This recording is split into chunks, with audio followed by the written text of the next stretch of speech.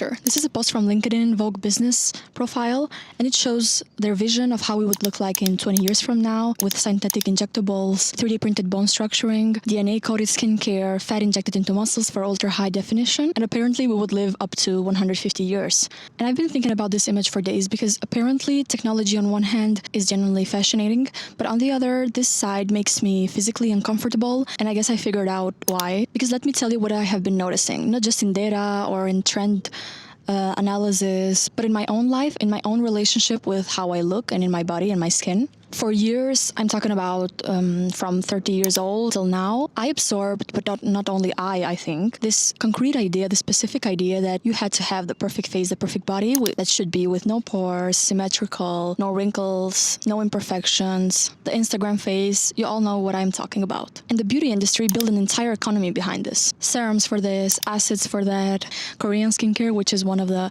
top most used skincare at the moment, and your skin, which is the largest living organ. It's designed to breathe, to regulate, to protect you. Is buried under these 7 products under 9 p.m. And here's what I started noticing. The more I got into researching plant intelligence, biological system, and how nature works, I started seeing this beauty industry system at the same way I see badly designed spaces from what I talked about in the previous video, fighting against our own biology instead of working with it.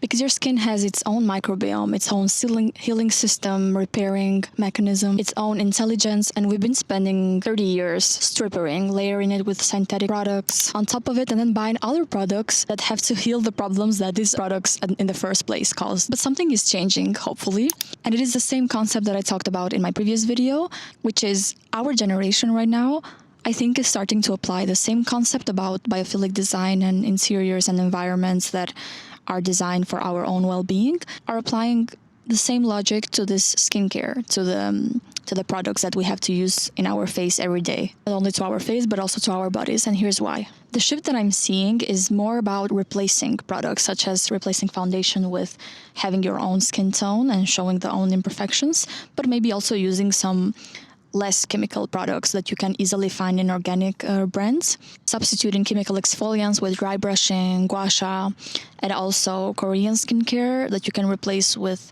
hand massage for the lymphatic drainage, facial yoga, but also choosing from over chemical perfumes into essential oils or natural alcohol perfumes. And the brands that are winning right now show this completely. First of all, I can say Weleda, which is a brand that I personally been making these organic plant-based products since 1921. Our skin food cream, which I personally use also with aloe, it's made from organic extracts and also beeswax. Their products have been for 10 years in the list on the market because they are really required and they sell out constantly. But it's not because the algorithm works out well or because they have good influencers. It's just their brand because they don't fight against skin, but they work with it and with their biological system. Bioma, which is another one, I don't know if I spell it correctly, I hope so.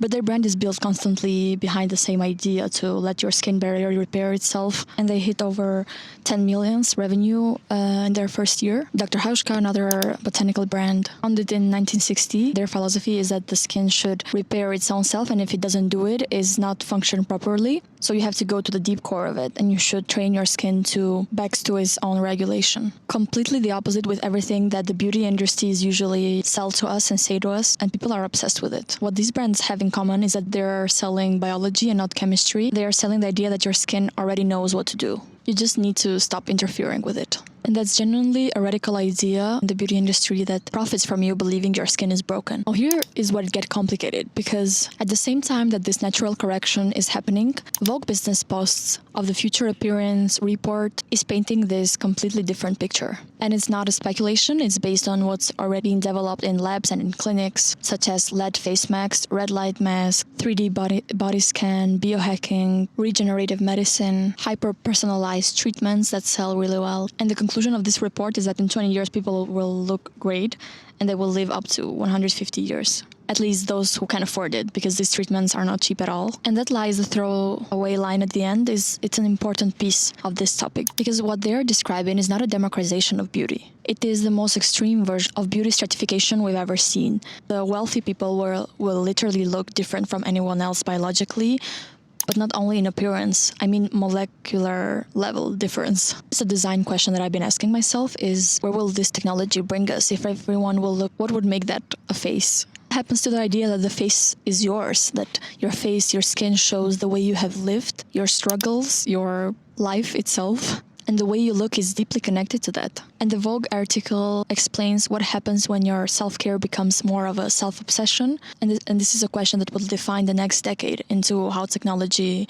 will move forward. I also want to talk about something that I don't think it is being talked a lot between beauty trends and skincare treatments, medicine, and the future of appearance. The beauty standards we grow up with didn't just affect the way that we look. They affected the way that we feel about ourselves, our confidence, the way that we step into a room with people.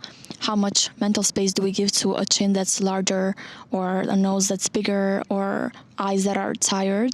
We have spent years, entirely years, and I'm not talking only about myself because I think this is an important topic for everyone, of how we wanted our face to look in the way that algorithm showed us, in an edited version of ourselves, more symmetrical, more smooth. This version that we have in our head that it has to be in a different way than it is when we talk to someone, when we speak, and when we express our creativity, and when we take up space somewhere, and when we talk genuinely. What I've noticed as I moved into this direction of learning more about the biological system and how our own body and system works, I really got to understand more that the microbiome is healing.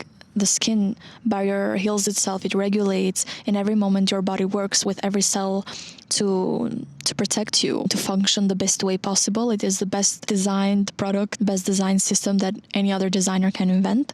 It is naturally perfect, and this had led me to think differently about the product that I want to use in my face, on top of my face, on my body, and how to express myself differently, the more original version of me, the natural me. Somewhere along the way we weren't convinced that that was enough, that the skin, that how the body works in its own rhythm is not enough, and that we have to add all of these products to make it work. But with this, I'm not an anti-medicine or anti-technology, because I'm the first one to speak about technology in this channel, but I would prefer the regenerative treatments and medicines that work at the same way that our body works, our skin works, so they work with it.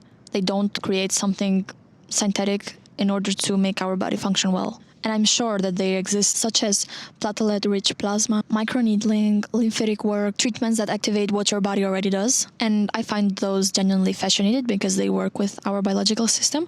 And I think it is wiser to choose that instead of choosing a over-synthetical treatment that only harms your skin. I'm questioning it, is this system that profits from your thoughts and your feeling of not being enough. To come back to this image, at the age of 115, if we can imagine, with 3D bone structuring and synthetic products over our skin. And I ask myself, is this where we are really going into the direction of a more synthetical version of ourselves, an edited face, spending our lives in constant revolution of ourselves, in needing to be better and better and more perfect? Or, and this question I really find it interesting, is will we be more consciousness of ourselves in our choosing of everyday products? The same generation that is choosing plants over plastic, organic foods over processed foods, natural materials over synthetic surfaces, will they apply the same logic to their own bodies and their own skin? Will we become the generation that chooses to look like ourselves? I mean, I hope so. Because I think about the women that were beautiful before all of this.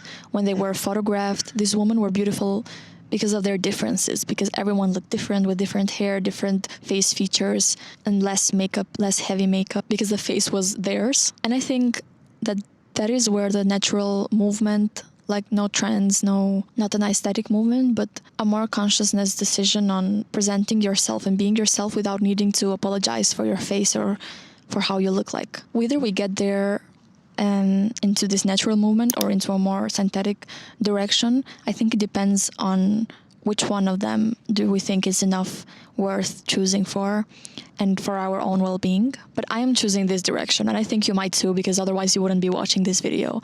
And I'm also curious, what do you think about this topic, and where do you think our future is heading into, and what would you choose mostly? I'm here every Wednesday, and the next video we're going to talk about another topic. Bye bye.